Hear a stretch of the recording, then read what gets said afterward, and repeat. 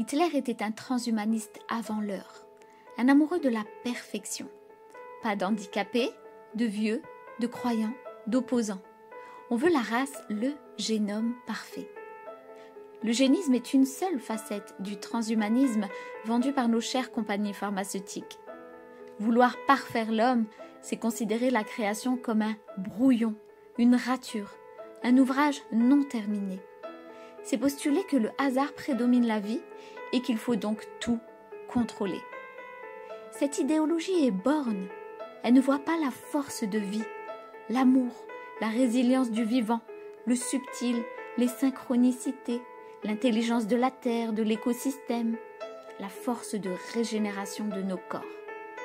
Cette idéologie, pour aboutir à son idéal, doit contrôler toujours plus.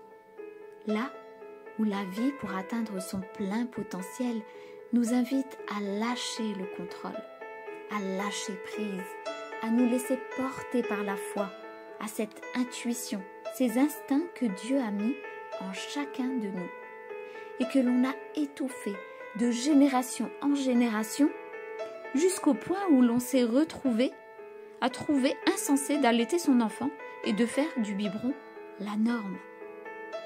Nourrissons-nous du lait de nos origines, de cette fitra originelle, ce souvenir oublié.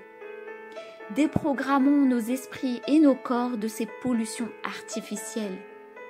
Dieu dit dans le Coran, nous avons certes créé l'homme dans la forme la plus parfaite. L'homme est un être fini, une graine au potentiel énorme qui demande juste à éclore, dans la mesure où elle trouve une terre fertile, une terre de bienveillance, de justice, de vérité. Les apparentes imperfections n'en sont pas. Tout s'équilibre, tout est juste, parfait. Celui qui est aveugle entendra les mélodies célestes que le voyant, assourdi par le vacarme de la vie, n'entendra pas.